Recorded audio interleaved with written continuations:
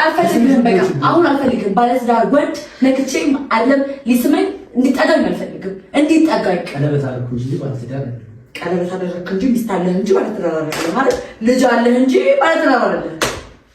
ሁሉም ነገር ዳረገው ያቺ ወሽነች ገባሽ? ለገባሁበት ወስ በሙሉ ተጠያቂው አልሽ ፈተም አከታሽ በቃ ተናደድሽ። አትንካኝ አሁንም ቢሆን ኖ አልፈልግም። ምን ነገር አልፈልግም። ቤቲ እያለ ያለው ምንድነው ታውቃለሽ? ቢያንስ እንድትጨቃጨኝ አትናገራት።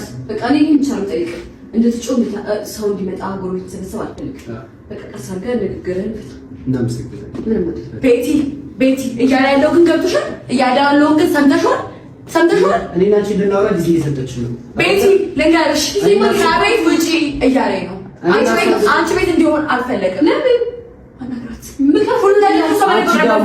አንቺ ጋር መሆኑ ሴት ያሰጠኝም ከአንቺ ጋር መሆኗ ምንም ደስታ አሰጠኝ። እንደፈለግ ከጓደኞች ጋር እየሆነ ደስ ስለማትመጣበት አይደለም ነው እንጂ ስለሷ እያንዳንዱ ነገር ሊነግሩኝ ከሚችሉ ሰዎች ዙሪያ አይደለችም ያለችው። ገባሽ አይደል?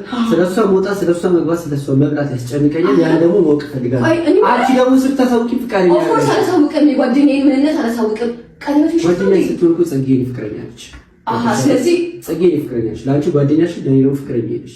ቀለበትሽ ቀለበቱ ውሸቱም ሆነ እውነት ነገር አልፈልግም። እሱ አልፈልግም። በግድ እኮ ምን ነገር አይደለም ማለት እንዴ፣ በንግግር ነው የሚሆነው።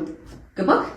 ውጪ ከማላችሁ አቤት እኔና እሷ እናወራለን። ውጪ ከማላችሁ አንተ ለማማራች ለማባረሽ እጄን ተነከስኩ ማለት አሁን ነው። ማን ምን ስለሆነሽ ነው ሰው ማለት ደግሞ የገባችሁ?